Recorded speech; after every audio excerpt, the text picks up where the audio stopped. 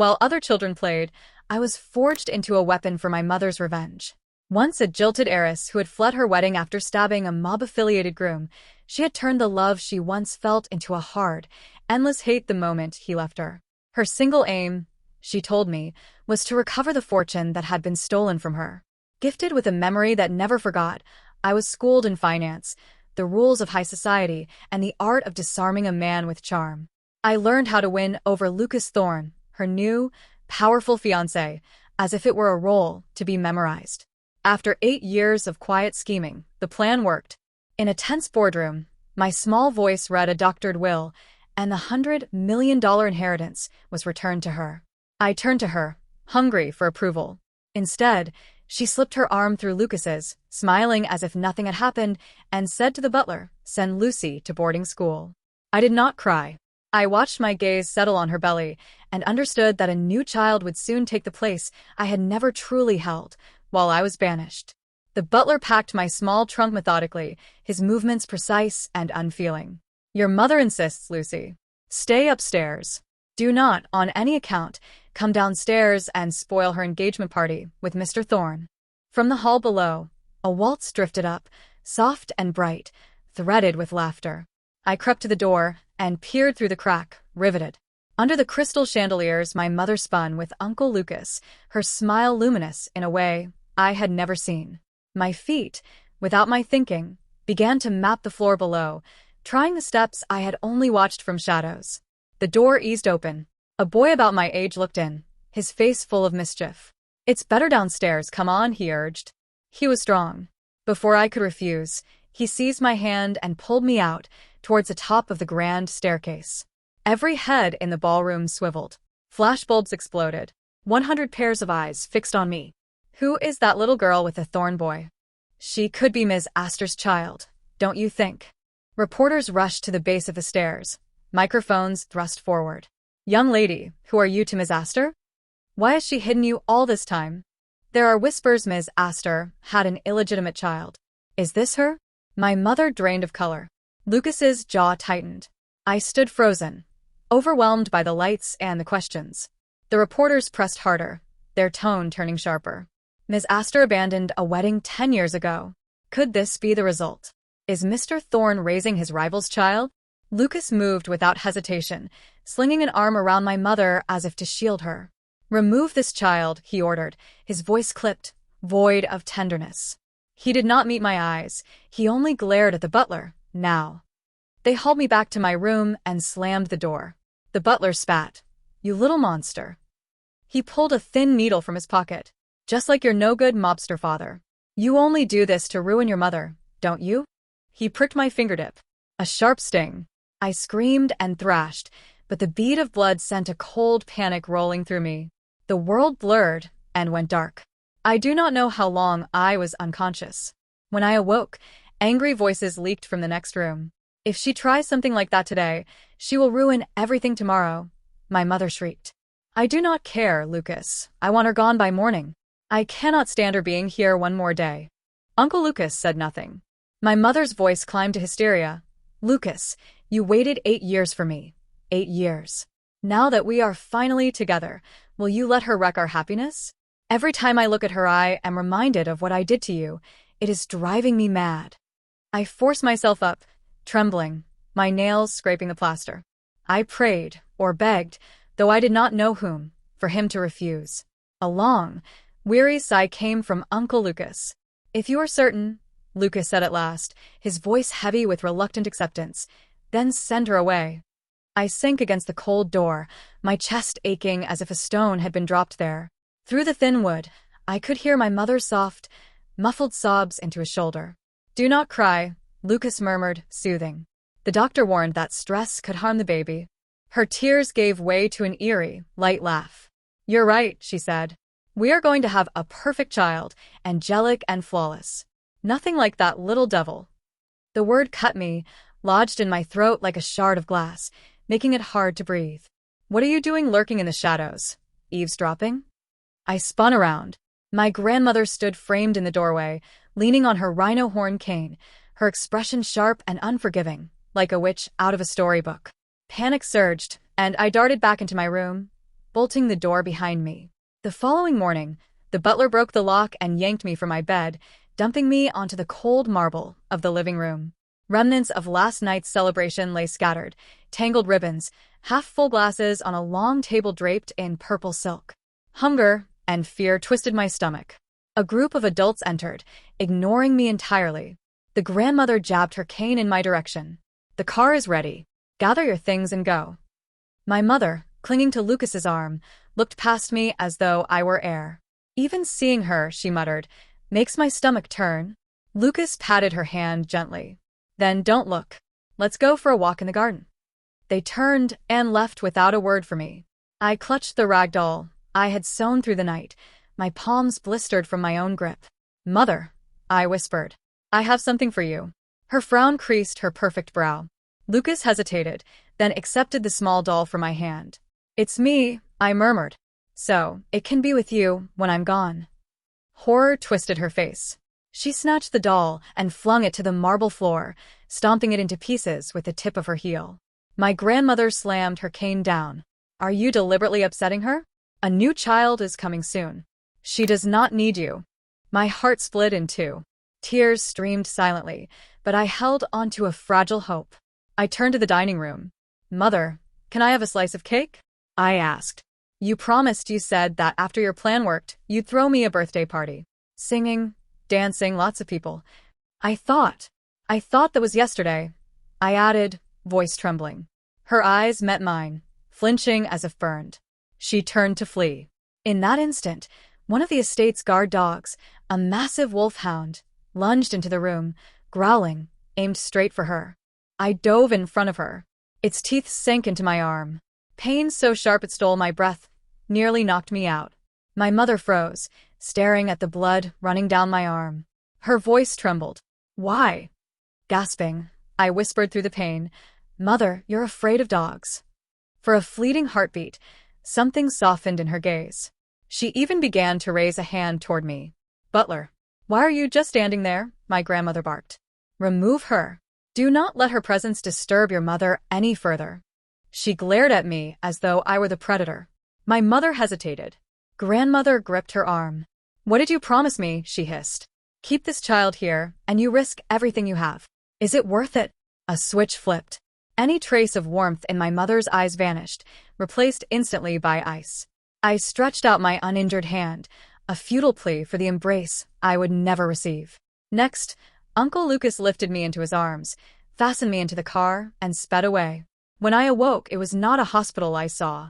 Instead, a cold iron gate loomed before me, its sign reading, Sacred Heart Boarding School. Lucas was inside, finalizing paperwork with the headmaster.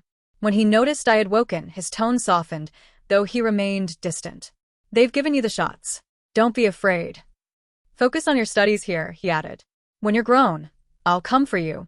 I'll make sure you marry well." The headmaster stood beside him, a wide, fawning smile plastered across his face. "Rest assured, Mr. Thorne. We'll care for Miss Lucy as if she were our own child." As soon as the car disappeared down the driveway, a young teacher nearby sneered. "Mr. Thorne is handsome and kind. He and Ms. Astor are perfect together." Her gaze landed on me, sharp and scornful. "Shame, really. A sparrow will always be a sparrow." "Thinking you could become a thorn," she jeered. "Ridiculous. I had never dreamed of that. All I ever wanted was to be loved by my mother. Simple, yet impossible." A month later, I had become a legend at Sacred Heart. I aced every test, skipped grade after grade. The headmaster, delighted, called my mother with the news. Her voice was impatient and cold over the phone. She was doing university-level work at 8. I sent her there for quiet, not for academic updates. Who's looking after her anyway? I reached for the receiver, desperate for her warmth, but she added, "I have a prenatal appointment," and hung up. The headmaster's smile faltered, warmth vanishing from his eyes. His heavy hand slid slowly over my head, a greasy grin spreading across his face. "A child with no mother, yet so clever and beautiful. Your mother is a famous beauty. You're following in her footsteps." I froze, horror rooting me in place, just as his hand reached the collar of my uniform. The door burst open with a crash. Jace, the school's notorious troublemaker, stood there, a blade of grass dangling from his lips. "Hey, old man," he said lazily. "What's going on? Hear the sirens? I think the cops are here." The headmaster recoiled as if struck. Jace grabbed my wrist. "She's with me. Let's go." Without waiting for a word, he pulled me out and we ran. We did not stop until we reached the grassy hill behind the school, collapsing in exhaustion. The sun blinded me. I could no longer hold back. Tears streamed down my face as I cried. "My mom's having a new baby. I won't have a mother anymore." Jace let out a bitter laugh, laying his head on his arms as he stared at the sky. "Is that all? Who here has a family? We're all just cast-offs." His words were like ice, freezing my heart. From that day, my life at the school turned sour. Even the cafeteria staff targeted me. One day, they gave me what they claimed was banana juice, but it was mango. My throat swelled, I struggled to breathe, red welts spreading across my skin. Jace appeared, hoisted me onto his back, and sprinted to the infirmary. The school nurse examined me slowly. "The imported medicine works best, but it costs extra." "Got any money?" Jace asked. I remembered the living allowance Uncle Lucas had arranged, transferred directly to the headmaster's account. I had nothing. Jace swore under his breath, yanked a gold chain from his neck, and handed it to the nurse. She weighed it carefully before fetching the medication. Weak on the cot, I whispered, "Jace, I'll pay you back someday, I promise." He leaned against the wall, smirking. "Focus on staying alive first." When the nurse approached with a rabies booster, Jace turned away instinctively. I caught a glimpse of the scars crisscrossing his neck and upper back, some old, some fresh. His life was no easier than mine. The nurse, tidying up, casually mentioned, "It's time for her booster." Jace lost it. He grabbed her collar, slammed her against the wall, and roared. "What did you just say? Those people didn't even leave her money for a vaccine?" After he dragged me out, he calmed slightly, his voice tinged with bitter humor. "Scared, huh? My family said I might have the super male gene, said I was born bad. So they cut me from the inheritance and dumped me here to rot." A few days later, 2 police officers arrived to take Jace away. The headmaster followed, a triumphant, cruel grin stretched across his face. The police car disappeared down the gravel road, taking Jace with it. I stood at the dormitory window, pressing my face against the cold glass until the red taillights vanished into the darkness. "Good riddance," one of the teachers muttered behind me. That boy was nothing but trouble. I wanted to scream at her, to tell her that Jace had saved me more times than I could count. Instead, I turned away and walked back to my empty room. The next 3 years passed like a slow-moving nightmare. Without Jace's protection, I became everyone's target. The headmaster's wandering hands, the kitchen staff's poisoned meals, the teachers who delighted in humiliating me in front of other students. All of it became routine. I learned to sleep with a chair wedged against my door. I learned to test my food carefully, to recognize the signs of tampering. Most importantly, I learned to disappear into myself, to become small and unnoticed. But my mind never stopped working. I memorized every financial record I could access, every conversation between the staff about missing funds and mysterious donations. I documented every cruelty, every accident that befell students who had no families to complain to the authorities. On my 14th birthday, a day no one remembered, I received an unexpected visitor. Uncle Lucas stood in the headmaster's office, older now, his hair silver at the temples. He wore an expensive suit and carried himself with the confidence of a man who owned the world. "Lucy," he said, studying me with those calculating eyes I remembered. "You've grown." I had. The frightened child who had been torn from her mother's arms was gone, replaced by someone harder, more watchful. "The headmaster tells me you've been difficult," he continued. The headmaster, sweating beside his desk, nodded eagerly. "She's brilliant, of course, but she asks too many questions. Always poking around where she doesn't belong." Lucas's gaze sharpened. "What kind of questions?" I spoke for the first time since he'd arrived. "Questions about where the money goes. Questions about why children disappear from here and never write home. Questions about why the authorities never investigate when students have accidents." The headmaster's face went pale. "Mr. Thorne, the girl has an overactive imagination." "Does she?" Lucas stepped closer to me, and I saw something I hadn't expected in his expression. Respect. "What have you found, Lucy?" I pulled a thick folder from my school bag, one I'd kept hidden for years. "Everything." Lucas spread the documents across the headmaster's desk with the methodical precision of a predator examining his prey. Financial records, forged death certificates, correspondence with criminal organizations. Everything I had collected over 3 long years. The headmaster tried to bolt for the door. Lucas didn't even turn around. "Sit down, Marcus," he said quietly. "We have much to discuss." The man collapsed into his chair, trembling. "You've been skimming from the accounts of dead children," Lucas continued, his voice deadly calm. "Selling information about wealthy families. Running quite the operation. Mr. Thorne, I can explain." "Oh, I'm sure you can." Lucas finally looked up, and his smile was sharp as a blade. "But you see, this puts me in a rather awkward position. If this information became public, it would reflect poorly on the Thorne Foundation. We've been funding this school for years." I watched this exchange with growing confusion.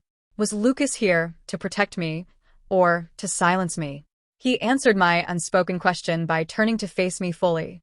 "Lucy, you've done excellent work. Thorough. Precise. You've exposed a corruption that goes back decades. What happens now?" I asked. "Now." Lucas gathered the papers, sliding them into his briefcase. "Now Marcus disappears. The school gets new management. And you come home." My heart stopped. "Home? Your mother." Lucas paused, choosing his words carefully. "Your mother has been unwell. The baby was stillborn 2 years ago. She struggled since then." The information hit me like cold water. A stillborn baby. My mother's perfect child, gone before it could replace me completely. "She's been asking for you," Lucas continued, in her lucid moments. I wanted to feel joy at those words, but years of abandonment had built walls around my heart. "And in her other moments?" Lucas's expression darkened. "She doesn't remember you exist." The honesty was brutal, but I preferred it to false hope. "The choice is yours," he said. "You can stay here until you're 18, with new management and proper oversight. Or you can come home and help me care for a woman who may never be the mother you deserved, but who is still your mother." I looked around the office that had witnessed so much of my suffering, then at the man who had delivered me to it, but was now offering me escape. "If I come home," I said slowly, "what guarantee do I have that I won't be sent away again when it becomes inconvenient?" Lucas smiled, and for the first time, it reached his eyes. "Because, Lucy, you're not that helpless child anymore. You're a young woman who just brought down a criminal operation with nothing but patience and intelligence. I need someone like you." "Need me for what?" "To help me run an empire." The mansion looked smaller than I remembered, or perhaps I had simply grown larger. The same crystal chandeliers hung in the foyer, but their light seemed dimmer now, as if even they mourned the lost brightness of better days. Lucas led me through halls lined with family portraits, generations of Thorns staring down with cold, assessing eyes. At the end of the corridor, he paused before a heavy oak door. "Before you see her," he said quietly, "you should understand what you're walking into. The doctors say she has what they call dissociative episodes. Sometimes she remembers everything, your father, the wedding, you. Sometimes she thinks she's still 18 and planning her debut. And sometimes what? Sometimes she thinks you're her as a child. She gets confused about which memories belong to whom." He opened the door. The room beyond was painted in soft pastels, like a nursery for an adult. Expensive medical equipment hummed quietly in the corners.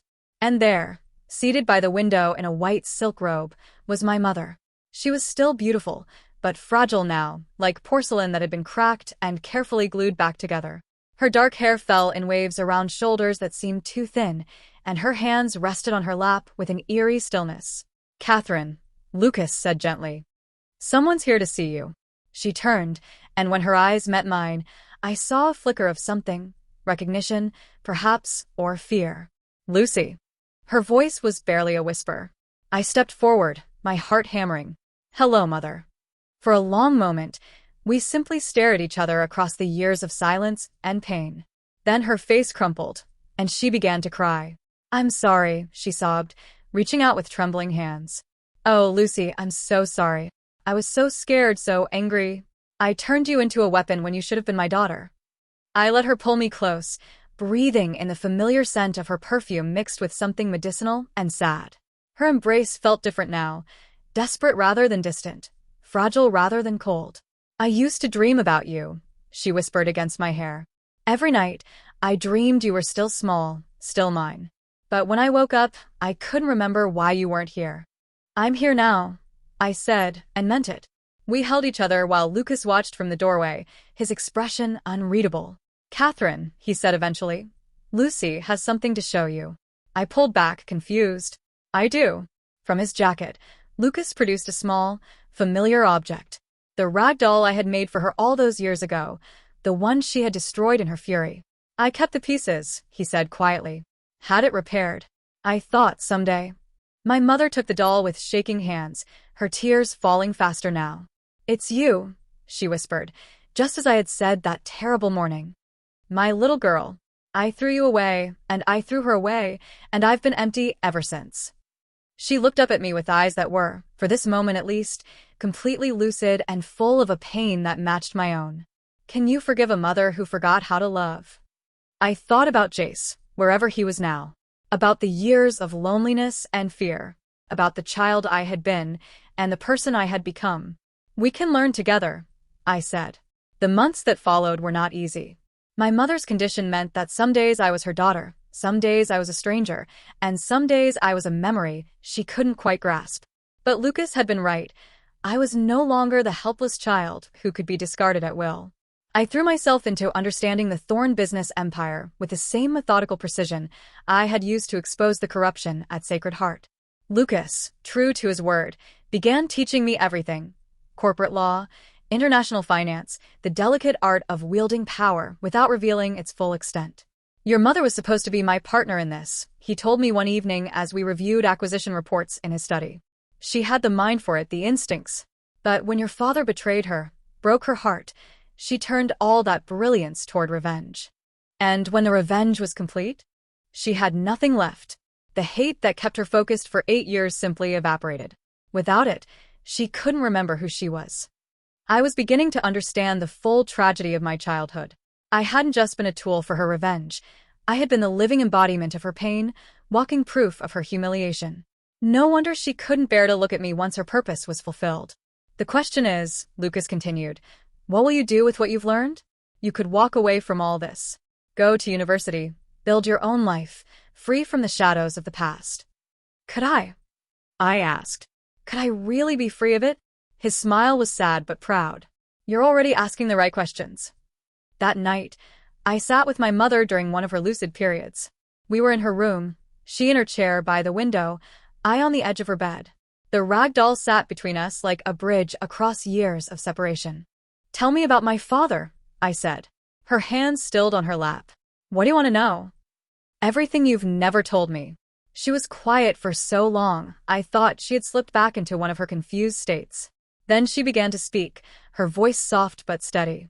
His name was Vincent Carmichael. He was beautiful, charming, dangerous.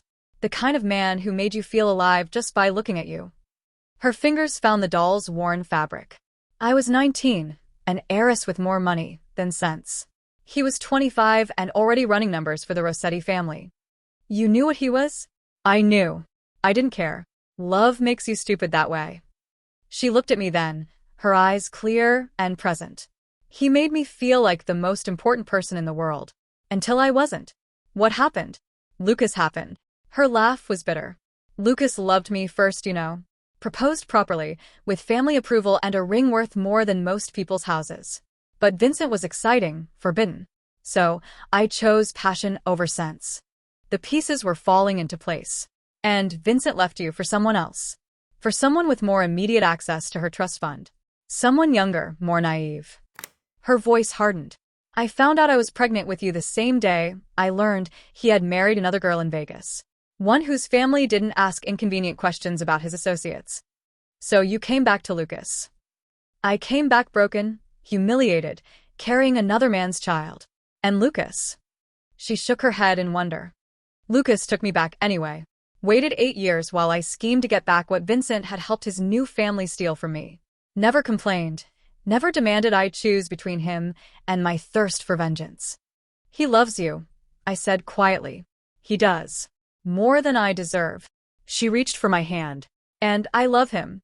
But I loved you first, Lucy. Even when I forgot how to show it. Even when looking at you hurt too much to bear. We sat in silence as the shadows lengthened across the room. What happens now, Mother? Now we try to heal. All of us. 2 years passed. I was 16 when the first letter arrived. It was delivered by a courier on a Tuesday morning, addressed simply to Lucy, in handwriting I recognized instantly, though I hadn't seen it in years. My hands shook as I opened the envelope. Lucy, if you're reading this, it means I finally got out and tracked you down. Wasn't easy. Turns out the Thorns know how to hide things when they want to. I've been thinking about you. About what happened at the school after I left. I heard Marcus got what was coming to him. Word is you're the one who brought him down. Always knew you were smarter than the rest of us. I'm in the city now, working construction. Clean work, honest work. Got tired of being what everyone said I was. Thought you might want to know, I made it out okay. If you want to see an old friend, I'll be at Murphy's Diner on 5th Street every Tuesday at noon for the next month. If you don't show, I'll understand. We both know how complicated family can be. Your friend, Jace. I read the letter 3 times before my mother found me in the garden, clutching the paper like a lifeline. Good news, she asked. Her lucid days were more frequent now, thanks to new medication and the steady routine Lucas had established. A friend from school, I said carefully. He wants to meet. The boy who protected you? I had told her about Jace during one of our long conversations about the past. She listened to everything now with the intensity of someone trying to memorize every detail before her mind betrayed her again. Yes. She studied my face with the shrewd intelligence that reminded me why Lucas had fallen in love with her. You're afraid to see him. He saw me at my weakest. What if? I struggled to find the words. What if I'm not who he remembers? What if I've become too much like you and Lucas? Too calculating, too cold? Lucy. Her voice was gentle but firm. Look at me. I met her eyes, still that brilliant green that had captivated 2 very different men. You are not me, she said. You didn't let pain turn you into a weapon. You turned it into wisdom. That's why Lucas trusts you with his business.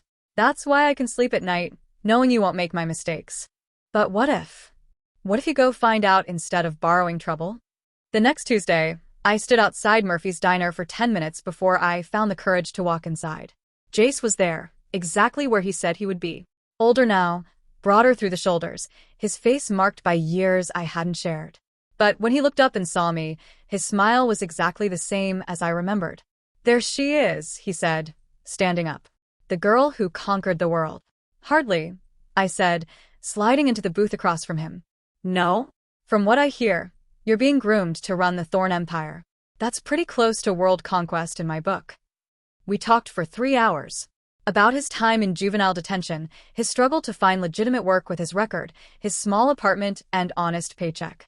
About my mother's illness, Lucas's mentorship, the strange life I'd built in the ruins of my childhood. You seem settled, he said as we prepared to leave. Do I? Happy maybe. Or, at least at peace. I considered this. I think I'm learning how to be both. He walked me to where Lucas's driver waited with the car. At the curb, he stopped and turned to face me. I need to tell you something, he said seriously. Back at the school, when everything was going to hell, you saved my life too. I didn't do anything. You cared. Nobody else ever cared whether I lived or died, but you did. That meant everything. He pulled something from his pocket, a small wrapped package. Happy birthday, he said. Belated. By about 6 years. Inside was a simple silver chain, not unlike the gold one he had traded for my medicine all those years ago. Jace, I can't. You can. It's not charity, Lucy. It's friendship. I let him fasten the chain around my neck, the metal cool against my skin. Will I see you again? I asked. His smile was warm but honest. We're different people now, living different lives. But if you ever need me... He shrugged. Murphy's Diner. Every Tuesday. For as long as I'm in the city. I watched him walk away, this boy who had saved me in more ways than he knew, and felt something settle into place inside my chest. On my 18th birthday, Lucas called me into his study for what he termed a final accounting. You have choices to make, he said without preamble. The trust fund your grandfather established comes to you in full today. $25 million. You could take it and disappear, start fresh somewhere we'll never find you. I sat in the leather chair across from his desk, the same chair where I had once been a frightened child listening to adults discuss my fate. Or, I asked, or you accept my formal offer to become my partner. Not my employee, not my mentee, my equal. He slid a contract across the mahogany surface. 50% of everything. The businesses, the properties, the responsibilities. I picked up the document but didn't read it. And my mother? Your mother is my responsibility, not a business asset to be negotiated. That's not what I meant. He leaned back in his chair, studying me with those calculating eyes. Then what did you mean? I meant, what happens to her if I say no? If I take the money and run, who makes sure she's cared for? Who sits with her on the bad days and listens to her stories on the good ones? I do. I always have. But you won't live forever, Lucas. And you love her too much to see clearly when it comes to her care. And you don't. I love her enough to see clearly because of it. He smiled then, a real smile full of pride, and something that might have been relief. There's another option, I said, setting the contract aside. One you haven't mentioned. Which is, I take the trust fund and use it to start my own enterprise. Something clean, something that doesn't require the moral compromises your empire demands. I met his gaze steadily. And I use my position to keep an eye on both of you. To make sure my mother gets the care she needs and you don't lose yourself completely to power. You would walk away from all this to what? Become a philanthropist. I would walk away from inheriting your methods to build something better. Something that honors what you and my mother could have been if pain hadn't twisted you into something else. Lucas was quiet for a long moment, his fingers steepled beneath his chin. You know, he said finally, your mother said something similar once. When we were young, and the world seemed full of possibilities. What happened to that version of you? Life. Betrayal. The gradual realization that honor is a luxury most people can't afford. Maybe, I said. Or maybe honor is the only thing that makes the rest of it worthwhile. I stood up, leaving the contract and signed on his desk. I'm taking the trust fund, I announced.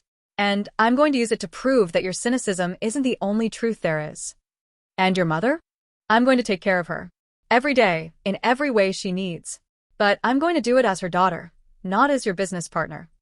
Lucas stood as well, coming around the desk to face me. For the first time in years, he looked uncertain. What if you fail? What if the world is exactly as dark as I believe it to be? Then I'll fail trying to light it up instead of succeeding at making it darker. He extended his hand, and after a moment's hesitation, I shook it. $25 million to change the world, he said. Some might call that naive. Others might call it overdue. That evening, I sat with my mother in her room as the sun set behind the windows. She was having a good day, alert and present, working on a needlepoint project that covered her lap in bright threads. Lucas tells me you turned down his offer, she said without looking up from her work. I did. Good. Her simple approval startled me. Good. Power corrupts, Lucy. Even well-intentioned power. I should know. She set aside her needle and looked at me directly. I spent so many years focused on taking back what was stolen from me that I forgot what I really wanted wasn't money or revenge. What was it? Love. Family. The chance to watch my daughter grow up happy and safe. Her eyes were clear, full of a sadness that was clean and honest. I threw all that away for the satisfaction of destroying a man who had already forgotten I existed. Do you regret it? Every day. But regret is a luxury too, in its way. What matters is what we do with the time we have left. I reached for her hand, and she squeezed my fingers gently. What will you do with your freedom? She asked. I'm going to build something, I said. Schools, maybe. Safe places for children who have nowhere else to go. Places where they're protected instead of preyed upon. That's a worthy goal. And I'm going to take care of you. Not because Lucas expects it, not because I owe it to anyone, but because I want to. Her smile was radiant, the first truly happy expression I had seen on her face since childhood. My little girl, she whispered. Look how strong you became. I had good teachers, I said. Some of them taught me what not to become. Others taught me that survival is possible, that friendship exists, that love can endure even when it's tested. And now I'm going to teach others the same thing. The years that followed weren't easy, but they were mine. I built my foundation, opened my schools, created the safe havens I had dreamed of during my darkest days at Sacred Heart. My mother's condition stabilized, and on her good days, she helped me plan fundraisers and interview staff. On her bad days, I sat with her and held her hand while she navigated the maze of her fractured memories. Lucas watched from a distance, sometimes offering advice, sometimes challenging my decisions, always respecting my independence. The empire he had built continued to thrive under his management, but I noticed small changes over time.